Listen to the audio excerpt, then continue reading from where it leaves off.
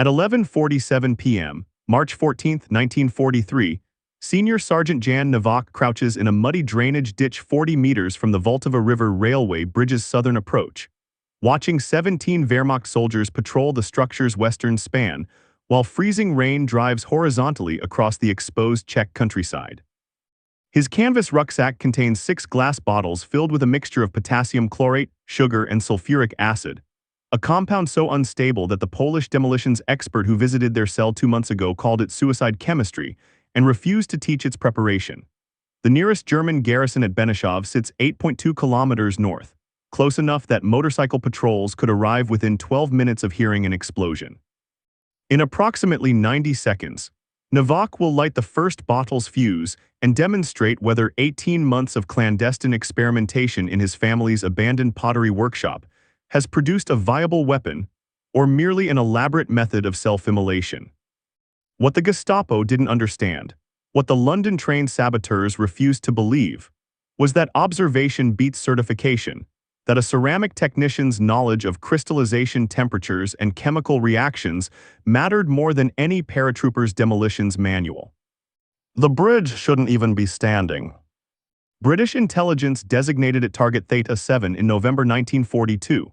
SOE planners in London calculated that destroying this single span would force German logistics trains onto a circuitous 140-kilometer detour through Austria, adding 18 hours to troop movements from Munich to the Eastern Front. They sent 2 teams. The first, 3 Polish paratroopers with proper military explosives, never made it past the protectorate border. The second team, 4 Czechs with London training and 20 kilograms of plastic explosive, reached the bridge on January 8.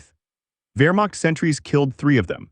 The survivor, bleeding from a shoulder wound, made it back to Prague with a story about floodlights, overlapping fields of fire, and German efficiency that made traditional sabotage impossible.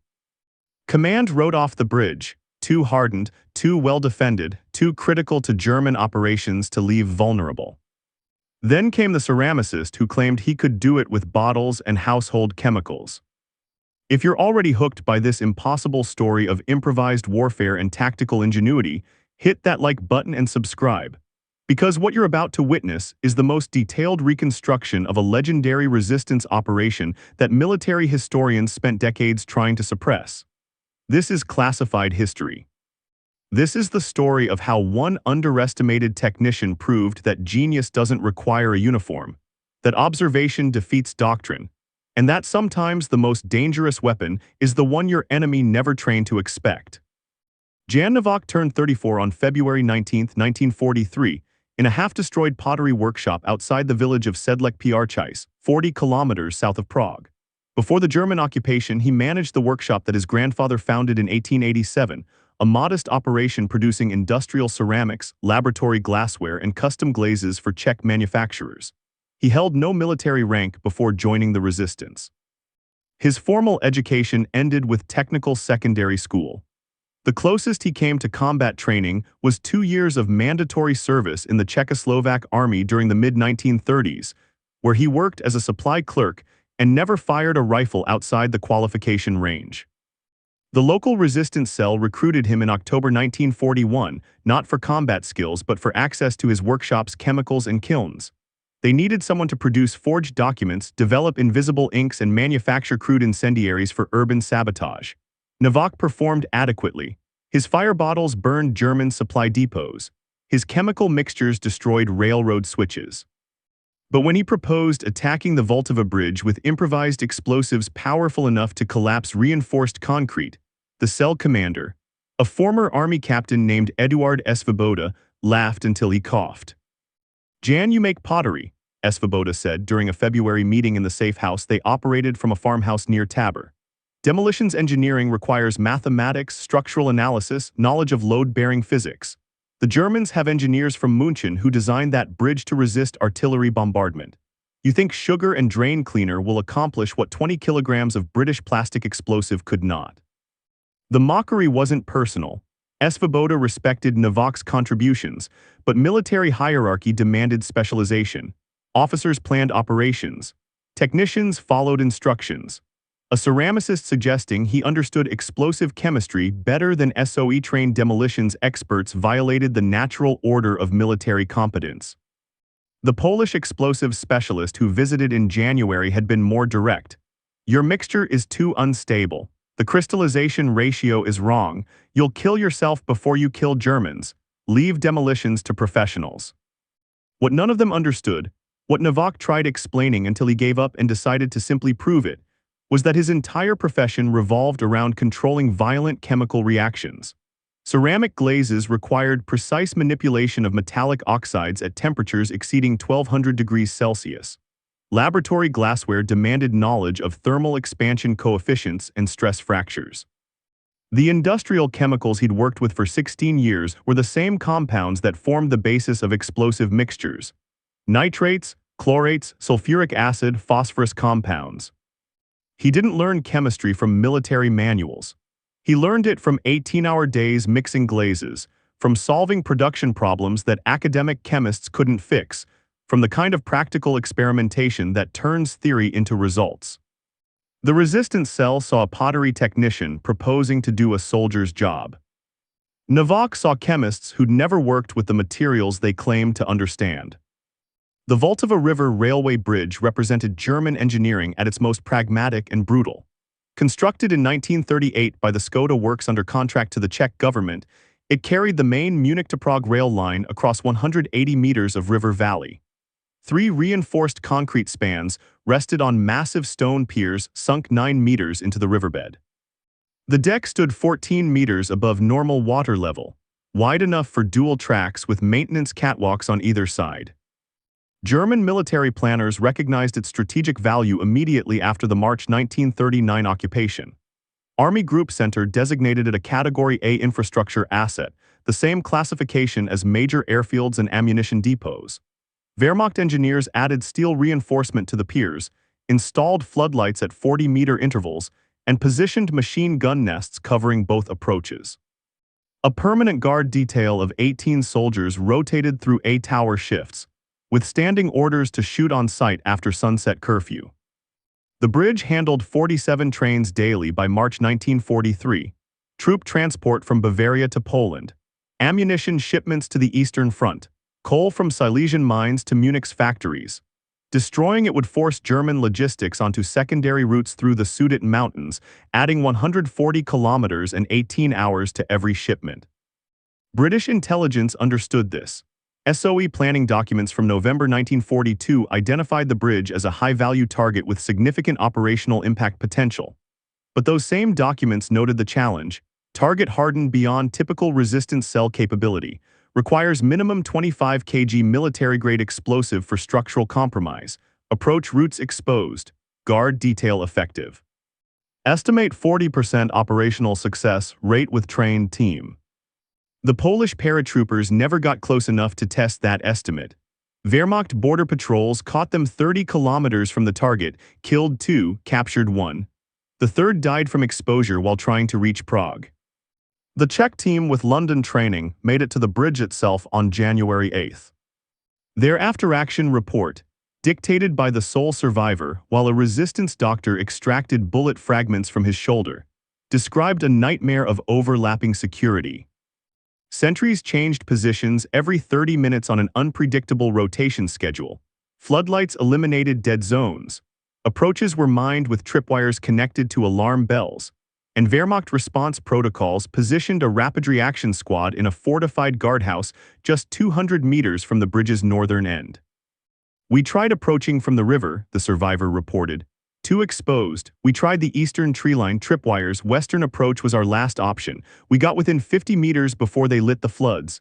Helmut died instantly. Peter and Carol tried to fight. I ran. Professional demolitions against that defense is suicide. After that report, SOE Command in London reclassified the bridge from high-value target to unfeasible with available assets. The notation in British military archives reads, Target Theta 7 suspended indefinitely. Resistance capabilities insufficient. Await operational reassessment pending availability of commando-level assets. The German garrison commander at Benešov, Hauptmann Friedrich Hoffmann, received a commendation for exemplary security protocols preventing enemy sabotage operations. Wehrmacht Command distributed his bridge defense model to garrison commanders across the protectorate. The bridge became untouchable. And that's precisely when Jan Novak decided it wasn't.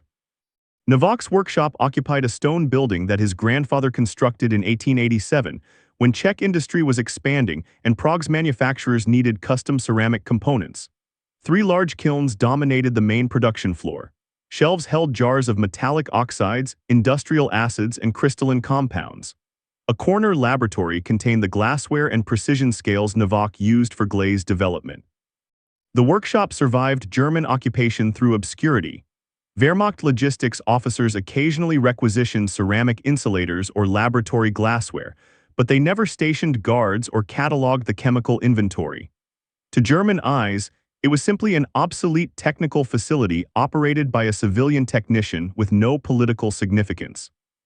To the resistance, it was an unsupervised chemical laboratory. Novak began his experiments in November 1942, shortly after hearing about the failed Polish operation. He started with basic chemistry, the kind any industrial technician would understand but few soldiers learned. Explosives were simply rapid combustion reactions. You needed fuel, oxidizer, and heat. The military versions used sophisticated compounds like RDX or TNT because they were stable, predictable, and powerful. But the fundamental chemistry was accessible to anyone who understood crystallization and reaction kinetics. Potassium chlorate was his oxidizer, a white crystalline compound used in match heads and fireworks, available from chemical suppliers with no questions asked. Sugar was his fuel, cheap, accessible, and effective when mixed in the correct ratio. Sulfuric acid provided the catalyst for initiating the reaction. The mixture itself was simple. 3 parts potassium chlorate to 2 parts sugar, ground separately to fine powder, then mixed in a porcelain mortar. The resulting compound looked like white sand. Packed tightly into glass containers, it became a primitive but devastating explosive. The challenge was stability. Mix the compounds too thoroughly and friction could trigger detonation during handling. Mix them insufficiently and the burn rate would be too slow for demolitions work. The sulfuric acid catalyst needed precise timing. Add it too early and the mixture degraded within hours. Too late and it wouldn't initiate properly. Military demolitions experts learned these formulas from manuals, memorized safety protocols, and trusted established procedures. They treated chemistry as doctrine, follow the recipe, trust the textbook ratios, don't deviate from approved methods. Novak approached it like glaze development. He ran experiments. He adjusted ratios. He tested crystallization temperatures, packing densities, and initiation methods. He filled small bottles with different mixture variations, took them to a quarry 5 kilometers from his workshop, and detonated them to observe blast characteristics. By January 1943, he had a working formula. 60% potassium chlorate, 40% sugar, ground to 200 mesh powder, mixed for precisely 8 minutes in a porcelain mortar, packed at 1.3 grams per cubic centimeter, initiated with sulfuric acid delivered through a glass tube fuse system. The resulting explosive was unstable by military standards, too sensitive to shock, too variable in detonation velocity, too dependent on environmental conditions. But it worked. A 1-liter bottle of Novak's mixture detonated with approximately 40% the force of an equivalent volume of TNT. 6 bottles positioned correctly could deliver destructive force comparable to 3 kilograms of military explosive. More importantly, it could be manufactured from untraceable materials in an unsupervised workshop, transported in containers that looked like food preservation jars, and deployed by someone with no demolitions training beyond practical chemistry.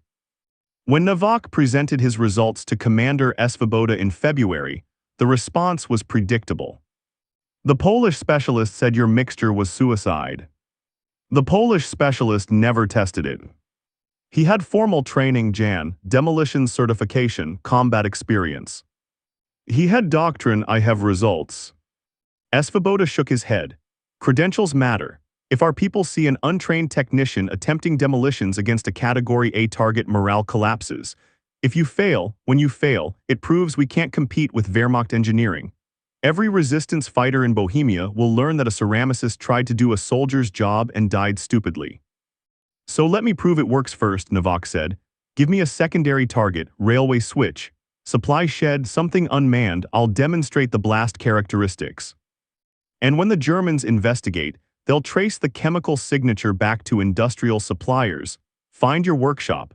and we lose our document forger and incendiary manufacturer because you wanted to play demolitions expert. The conversation ended there. Svoboda wouldn't authorize the operation. London wouldn't send more teams. The Polish specialists who survived border patrols were deployed to more feasible targets. The bridge remained untouchable, its strategic importance overshadowed by the impossibility of destroying it. Novak returned to his workshop and continued manufacturing forged documents and incendiaries. He filled his nights with glaze mixing and pottery production, maintaining the appearance of a civilian technician serving occasional German requisitions. And he waited for circumstances to force the resistance to reconsider.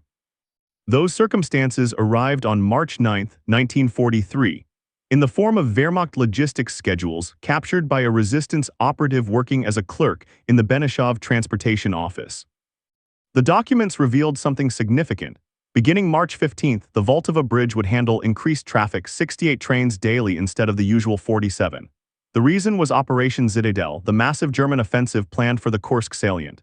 Wehrmacht logistics needed to move 2 panzer divisions and 3 infantry divisions from Bavaria through Czechoslovakia to Poland, then onward to the Eastern Front. The bridge was their critical chokepoint. More importantly, the captured schedules showed that on March 15th, a special transport would cross the bridge at 2:30 a.m.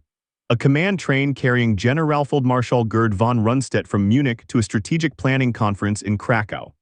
The train would travel with minimal escort because the route through the protectorate was considered absolutely secure. British intelligence received the information via radio on March 10th. SOE command in London immediately recognized the opportunity. Destroy the bridge with a field marshal's train on it, and you didn't just disrupt logistics. You decapitated senior German command and delivered a psychological blow that would resonate through Wehrmacht strategic planning. The orders came through on March 11th. Target Theta 7 reactivated, Priority Alpha, execute before March 15th. Full operational authorization granted, deploy all available assets. Commander Svoboda convened an emergency meeting at the Tabor safe house that evening. 11 resistance fighters attended, the entire local cell plus 2 radio operators from Prague. Svoboda laid out the situation with brutal honesty. London wants the bridge destroyed before von Rundstedt crosses. We have 4 days, no SOE teams available for deployment, no military explosives, no time for border infiltration. This operation falls to local assets, which means us. Silence filled the room. Finally, the radio operator from Prague spoke. You told London we can't hit that bridge, you filed reports. What changed? Strategic opportunity. A field marshal on a secured transport route represents catastrophic German complacency. If we kill von Rundstedt, Wehrmacht command loses confidence in protectorate security. They divert resources to rear area protection. Eastern Front operations suffer. The calculus changed. But we still can't destroy a reinforced concrete bridge with small arms and whatever improvised incendiaries Jan can manufacture, another fighter said. Right, unless London is sending materials. London is sending authorization and recognition that will probably die trying. They're not sending explosives. More silence. Then Novak spoke, I can do it. Every head turned. My mixture works, Novak continued. I've tested it, I know the blast characteristics. 6 bottles positioned at the stress points of the southern pier will compromise structural integrity. The train's weight completes the collapse. Von Rundstedt goes into the river along with the bridge deck. Svoboda stared at him, the Polish specialist. Never tested his theories, I have. The mixture is stable enough to transport if handled correctly, unstable enough to detonate with sulfuric acid catalyst, powerful enough to fracture reinforced concrete if positioned correctly. You're a ceramicist, Jan. I'm a chemist who works with explosions every day. Every firing cycle in those kilns is a controlled detonation of chemical compounds at extreme temperatures. I understand reaction kinetics, crystallization stress, and material failure points. What I don't have is certification from a military school that teaches theory instead of practice. The room remained silent. Svoboda looked around at his fighters. These weren't soldiers, they were farmers, clerks, teachers, a mechanic, 2 factory workers, and a ceramic technician. The closest thing to military expertise in the room was Svoboda himself, whose peacetime service included mostly logistics and administration. If this fails, Svoboda said slowly, you die. Probably painfully, either from your own explosives or from German bullets. If you succeed but leave evidence, Gestapo traces everything back to your workshop, discovers our resistance cell, and kills everyone at this table plus their families. If we don't try, Novak replied. Von Rundstedt crosses safely, Operation Zitadelle proceeds on schedule, and Wehrmacht Logistics continues treating the Protectorate as secure rear area. The strategic value of success outweighs personal risk. You sound like a London planner. I sound like someone who spent 18 months developing a solution, while everyone else explained why it's impossible. Svoboda closed his eyes, calculating odds that no military manual could provide. A ceramic technician with homemade explosives against Wehrmacht bridge defense protocols. Professional demolitions experts had called it suicide. British command considered it unfeasible. The one survivor of the previous attempt still carried bullet fragments as proof of German efficiency. But they had 4 days, no alternatives, and a ceramicist who claimed observation beat certification. You'll need spotters, Svoboda finally said. People who can watch approach routes, signal Wehrmacht patrols, buy you time to position the charges. 2 spotters, Novak agreed. One watching the Benishov Road for garrison response, one watching the bridge guard rotations. When's? March 14th, the night before von Rundstedt's transport. I need darkness and weather. The forecast shows rain moving in that evening, visibility drops, sentries get sloppy, sound carries less. Guards won't be expecting sabotage the night before a field marshal crosses. Svoboda looked around the room again. Who volunteers for spotter duty knowing this operation has maybe 10% success probability? 3 hands went up immediately. The mechanic, 1 factory worker, and the teacher. You too, Svoboda pointed at the mechanic and factory worker. Joseph, you take the Benishov Road. Martin, you watch bridge guard patterns from the eastern tree line. Jan, you have 96 hours to prepare your explosives, route planning, and acceptance that you're probably committing elaborate suicide. 96 hours, Novak nodded, plenty of time. Nobody in the room believed him. Novak spent March 12th manufacturing the explosive mixture in his workshop. Doors locked, windows shuttered, working by the light of a single kerosene lamp to avoid attracting Wehrmacht attention. He ground potassium chlorate in a porcelain mortar for 4 hours, reducing the crystalline chunks to powder fine enough to pass through a 200 mesh screen. The work was tedious and dangerous. Excessive grinding speed generated friction heat that could trigger detonation. He worked slowly, methodically, with the patience that 18 years of ceramic production had ingrained. Sugar processing took another 3 hours. Commercial sugar contained impurities that affected burn rate. He dissolved it in distilled water, filtered the solution, then recrystallized it at controlled temperatures. The resulting compound was chemically pure and ground to powder matching the chlorate's mesh size. Mixing required precise timing. 8 minutes in the mortar, adding the compounds gradually to prevent hotspots. The final mixture had to achieve homogeneous distribution. Any clustering of oxidizer or fuel would create uneven detonation propagation. By midnight, he had 4.8 kilograms of explosive compound, enough for 6 1-liter bottles with appropriate packing density. March 13th was devoted to containers and fusing systems. He selected thick glass bottles, the kind used for preserving fruit, because they provided sufficient containment strength while still fragmenting into effective shrapnel. Each bottle received a rubber stopper drilled to accept a glass tube, which would deliver sulfuric acid catalyst to the packed explosive mixture. The fusing system was elegant in its simplicity. A thin glass vial of sulfuric acid suspended inside a larger glass tube, held in place by cotton wadding. When Novak broke the vial by striking the tube, acid flowed down onto the explosive mixture, initiating the reaction. Detonation occurred approximately 45 seconds after catalyst delivery, enough time to move to minimum safe distance, not enough for Wehrmacht sentries to locate and neutralize the device. He tested 1 bottle at the quarry on the afternoon of March 13th. The detonation shattered rocks within a 3-meter radius and left a crater approximately 40 centimeters deep.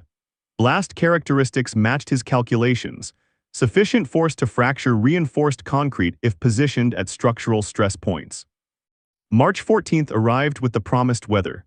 Rain began falling around 5:00 p.m. steady and cold, driven by winds from the northwest. Visibility dropped to perhaps 50 meters, perfect sabotage conditions. Novak packed the 6 bottles carefully in a canvas rucksack, each wrapped in cloth to prevent glass contact.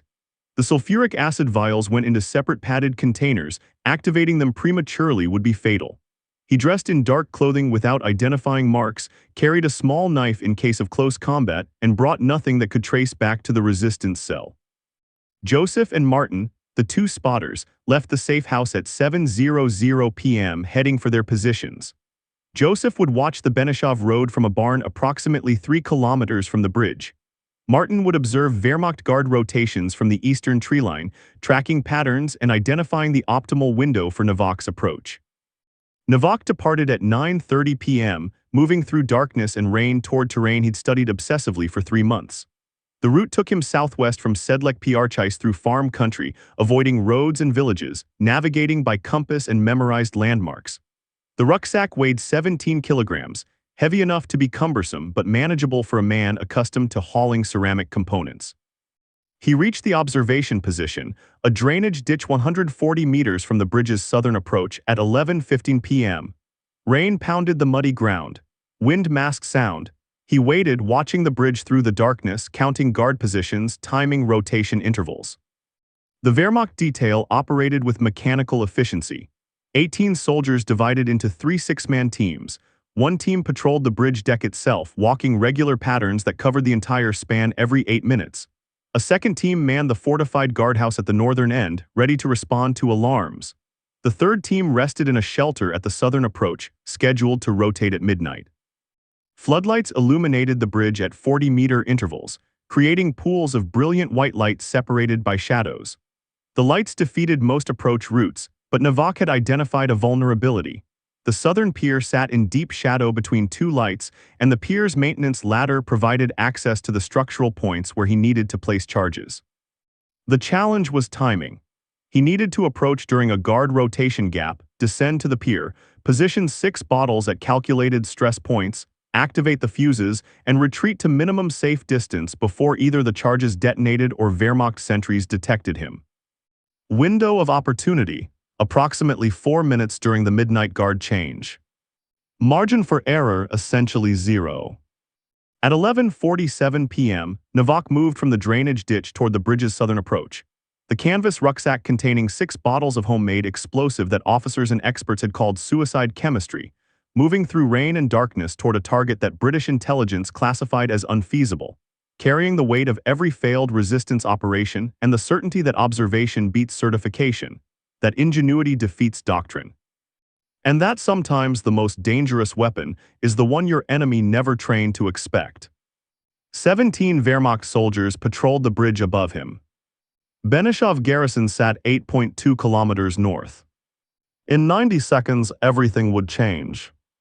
Novak moved in a crouch, keeping his silhouette below the drainage ditch's lip as he closed distance to the bridge's southern approach.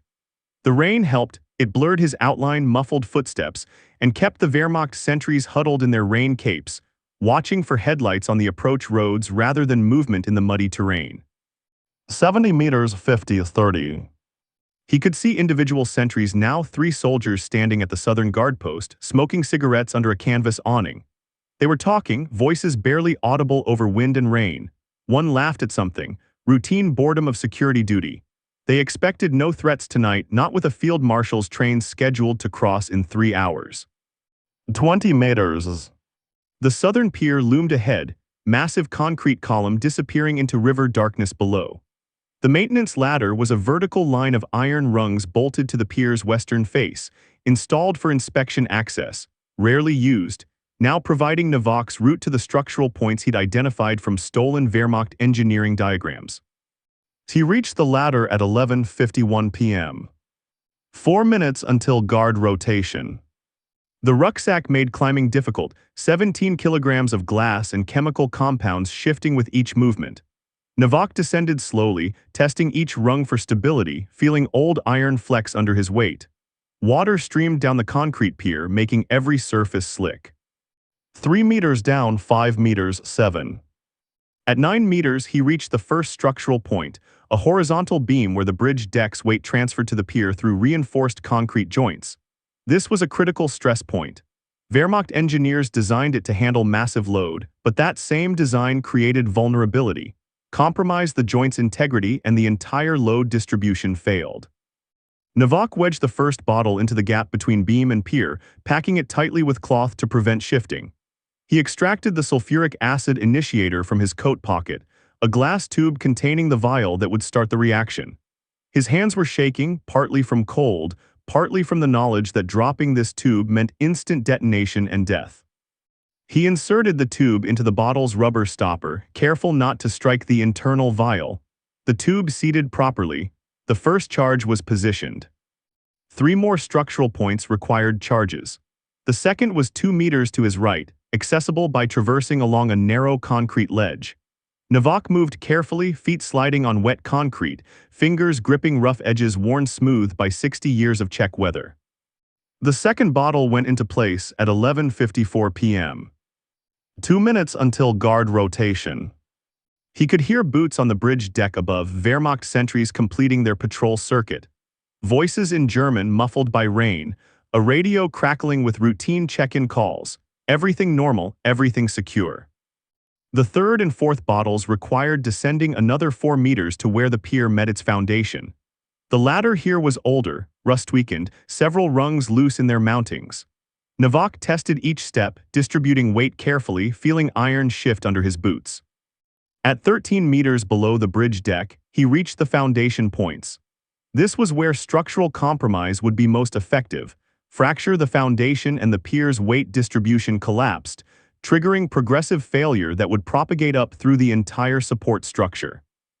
Bottle 3 positioned at 11:56 p.m. Bottle 4 at 11:57 p.m. 1 minute until guard rotation. The fifth and sixth charges needed to go on the pier's eastern face, creating symmetrical stress distribution that would maximize structural failure.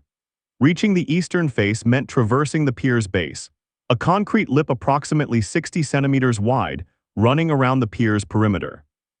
Novak moved onto the ledge, back pressed against wet concrete, rucksack scraping the pier's surface. Darkness was absolute here, the floodlights didn't reach this far below the bridge deck. He navigated by touch, feeling his way along concrete, listening for sounds above that might indicate detection. Bottle 5 positioned at 11:58 p.m. 30 seconds. The final bottle was still in his rucksack, 1 charge remaining. He needed to place it at the eastern foundation point, then retreat to minimum safe distance before activating the fuses. The problem was time, guard rotation was happening now, and voices above suggested sentries were moving into new positions. Then a flashlight beam cut through the rain, sweeping across the pier's upper section. "Wer ist da?" a German voice from the bridge deck. "Who's there?" Novak froze. Had they spotted him? Impossible, he was 13 meters below deck level in absolute darkness. But something had triggered suspicion. The flashlight swept again, methodically covering the pier's visible surfaces. "Ich habe etwas gehört," another voice. "I heard something." "Probably debris in the river, check the catwalks." Boots on metal, sentries descending the bridge's maintenance catwalk, which ran parallel to the pier approximately 6 meters away. In 15 seconds, they'd have angles to see Novak's position. He had no time for careful placement. He pulled the 6th bottle from his rucksack, jammed it into the eastern foundation point, and started activating the fuses. The activation process required striking each glass tube sharply enough to break the internal sulfuric acid vial without shattering the entire tube. Novak had practiced this dozens of times in his workshop, perfecting the technique. But practicing on a concrete floor with steady hands was different from executing it while hanging from a wet pier with Wehrmacht sentries approaching.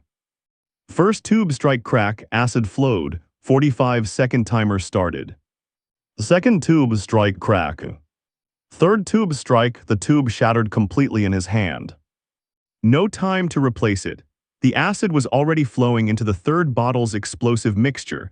All charges were now active. Detonation in approximately 40 seconds. Novak scrambled back along the concrete ledge, racing for the ladder. Behind him, the flashlight beams were getting closer.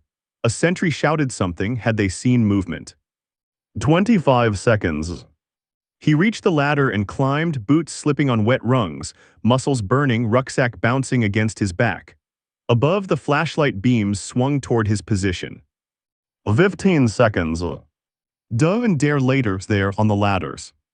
Rifle fire cracked, wild shots, poorly aimed in darkness and rain, but close enough that Navok heard bullets strike concrete inches from his head. 10 seconds. He was 5 meters below the bridge deck when the first charge detonated. The explosion was a physical force, not just sound but pressure, a concussive wave that lifted Navok off the ladder and threw him backward into darkness. Time fractured. He felt himself falling, arms flailing, the canvas rucksack torn away by the blast's force. Then water freezing black rushing up to meet him with crushing impact. The vault of a river swallowed him. Above, the second charge detonated, then the third, fourth, fifth, and sixth in a cascading sequence that turned the southern pier into an erupting column of concrete fragments and steel reinforcement bars. The charges, positioned at precisely calculated stress points, fractured the pier's structural joints simultaneously, creating progressive failure exactly as Navok had predicted. The bridge deck screamed, tortured steel and concrete expressing fundamental physics as load distribution collapsed and weight sought new equilibrium through catastrophic means. The southern span, suddenly unsupported, tilted 15 degrees in the first second. Wehrmacht sentries on the deck stumbled, fell, tried to grab railings that were themselves collapsing. 3 soldiers disappeared into the river. 2 more hung from twisted catwalks as the entire structure continued its terrible slow-motion disintegration.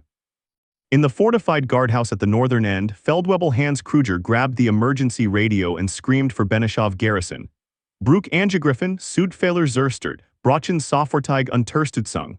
Bridge attacked, southern pier destroyed, need immediate support. The southern span completed its collapse at 12:01 a.m., March 15, 1943, falling 40 meters into the Vltava River with a sound like artillery bombardment. 73 tons of reinforced concrete and structural steel struck water with enough force to create a wave that surged downstream and upstream simultaneously, flooding the riverbanks and carrying debris for 800 meters in each direction. The central span, its southern support gone, hung at a grotesque angle for perhaps 3 seconds before structural physics asserted absolute dominance. Steel cables snapped with sounds like rifle shots. Concrete cracked with deep, grinding roars. The entire central span folded, buckled, and collapsed into the river, creating a second massive wave and a debris field that effectively dammed the river for 40 minutes. The northern span survived, cantilevered precariously from its intact pier, angled sharply upward, completely impassable. Total structural collapse, 68 seconds from first detonation to final failure. Wehrmacht casualties: 4 soldiers dead from the fall, 7 injured, the remaining 7 scrambling back along the tilted northern span to solid ground, their absolute security shattered by a ceramicist with homemade explosives. Navok surfaced 200 meters downstream, gasping, half-drowned, bleeding from a head wound where debris had struck him during the fall. He grabbed a chunk of floating wood, probably part of the bridge's deck, and let the current carry him another 400 meters before dragging himself onto the eastern bank. Behind him, the Vltava River Railway Bridge, Wehrmacht Category A infrastructure asset, defended by professional soldiers, secured by overlapping fields of fire and exemplary protocols, was a smoking ruin spreading across 80 meters of river, with its broken spans protruding from the water like the ribs of a dead monster. The bridge that British intelligence called unfeasible to destroy with available resistance assets. The bridge that Polish demolitions experts and SOE-trained specialists couldn't compromise. The bridge that Commander Svoboda believed required credentials an underestimated ceramicist didn't possess. Destroyed by 6 glass bottles filled with sugar, potassium chlorate, and sulfuric acid, positioned by a man whose formal qualifications included operating kilns and mixing glazes, whose military experience consisted of supply clerk duty, whose expertise came from 18 years of observing chemical reactions that soldiers never bothered to understand. The Benešov garrison arrived at 12:14 a.m., 9 motorcycles carrying Wehrmacht rapid response troops who found their Category A infrastructure asset reduced to fragments, their security protocols completely bypassed, and their exemplary defense model exposed as fundamentally inadequate against an enemy who understood chemistry better than they understood doctrine. Hauptmann Friedrich Hoffmann, who'd received commendations for his bridge security, stood at the northern approach and stared at the destruction in shocked silence. His initial report to Wehrmacht command in Prague consisted of one sentence: "Bridge destroyed by unknown explosive device. Saboteurs used methods inconsistent with known British SOE techniques." That sentence triggered a cascade of German confusion that would last weeks. Gestapo technical analysts examined the blast patterns and found them impossible to classify. The explosive compound wasn't TNT, wasn't plastic explosive, wasn't anything in their technical manuals. Chemical residue suggested potassium chlorate, a primitive compound that no professional saboteur would use because of its instability and unpredictable detonation characteristics. This was placed by amateurs, one Gestapo analyst wrote in his March 17 report. Possibly civilians with access to industrial chemicals. The targeting was precise, suggesting engineering knowledge, but the explosive choice suggests desperation or ignorance. Recommend investigation of chemical suppliers and industrial facilities within 50 kilometers. Wehrmacht engineering teams assessed structural damage and concluded that repairs would require 12 weeks minimum, longer if materials were diverted to Eastern Front construction projects. The detour route through Austria added 18 hours to every logistics movement. Operation Zitadelle troop deployments fell 3 days behind schedule. And Generalfeldmarschall Gerd von Rundstedt's command train, scheduled to cross the bridge at 2:30 a.m. on March 15, was rerouted through Vienna, adding 22 hours to his journey and causing him to miss the strategic planning conference in Krakow. Wehrmacht command was forced to postpone critical Kursk offensive coordination by 72 hours. British intelligence received confirmation of the bridge's destruction via radio on March 15. SOE command in London was stunned. The official response, recorded in operational archives, read, "Target Theta 7 successfully neutralized by local resistance assets using undocumented methods. Request immediate operational report detailing explosive type and placement technique." Commander Svoboda transmitted that report on March 17, describing Novak's homemade explosive mixture and improvised fusing system. London's response arrived the next day, described method inconsistent with approved SOE demolitions protocols. Compound instability presents unacceptable personnel risk. Do not replicate without proper oversight. Svoboda read the message to Novak during their debrief meeting at the Tabor safe house. Novak, bandaged, exhausted, still bleeding intermittently from the head wound, simply laughed. "They're probably right," he said. "Military explosives are safer, more reliable, more predictable, but I didn't have military explosives. I had pottery chemicals and observation, and the bridge is gone." The Gestapo is investigating chemical suppliers, Svoboda warned. "They're smart enough to trace potassium chlorate purchases. Your workshop is vulnerable." "My workshop has been purchasing potassium chlorate for glaze production since 1887, Novak replied. "The Germans requisition ceramics from me monthly. Any investigation will show a legitimate civilian operation serving Wehrmacht logistics needs. They're looking for saboteurs. They won't find a ceramicist." He was correct. Gestapo investigations focused on chemical suppliers and suspicious civilians, but they never connected the bridge destruction to an obsolete pottery workshop that produced laboratory glassware for German military hospitals. Novak continued operations throughout 1943 and 1944, manufacturing forged documents, improvised incendiaries, and occasional explosive devices for resistance operations across Bohemia. The Wehrmacht never rebuilt the Vltava River railway bridge. Materials and manpower were diverted to Eastern Front fortifications, and by late 1943, Allied bombing had created more critical infrastructure gaps than German engineering could address. The detour route through Austria remained the primary logistics corridor until Soviet forces overran the region in May 1945. British intelligence eventually acknowledged Novak's technique in classified reports, though always with caveats about instability and risk. SOE training manuals added a brief section on improvised chlorate-based explosives, noting their utility when military-grade compounds weren't available, but recommending against use by untrained personnel. The irony was noted by exactly nobody in London command. The civilian ceramicist they considered untrained had destroyed a target that professional demolitions experts couldn't compromise. Using chemistry, he learned from making pottery rather than military manuals, proving that observation beats certification and ingenuity defeats doctrine. Novak survived the war. Soviet forces liberated Sedlec Prchis on May 9, 1945. He returned to his workshop, rebuilt the kilns damaged by German requisitions, and resumed producing ceramics and laboratory glassware for the new Czech government.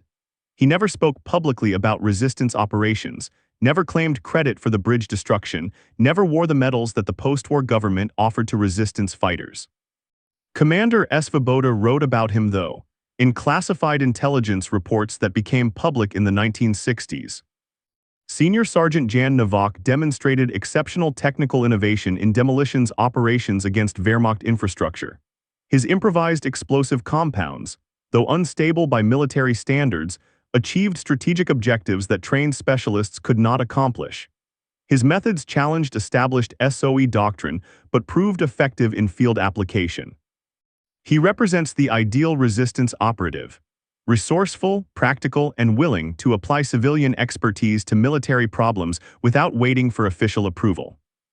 The Polish demolitions specialist who'd called Novak's mixture suicide chemistry learned about the bridge destruction in 1944 while operating in resistance cells near Krakow. His response recorded in his personal journal: "The ceramicist was right, I was wrong. Credentials are worthless if you can't deliver results. I trained for 2 years in demolitions theory and failed every practical application." He learned chemistry making pottery and destroyed a Wehrmacht priority target. Doctrine teaches what should work. Observation proves what does work. Wehrmacht reports about the bridge attack were captured by Allied forces and analyzed for intelligence value. One Gestapo analyst's March 1943 assessment noted, "The saboteur demonstrated sophisticated understanding of structural engineering and explosive placement. We believe this was either a British commando team using disguised explosives or a highly trained Czech engineer with access to industrial materials." The precision of targeting suggests military expertise inconsistent with local resistance capabilities. They never suspected the ceramicist. That was perhaps the most perfect element of the entire operation. German intelligence assumed such effective sabotage required credentials, training, and military expertise. They investigated engineers, searched for SOE teams, tracked chemical suppliers who might serve professional saboteurs.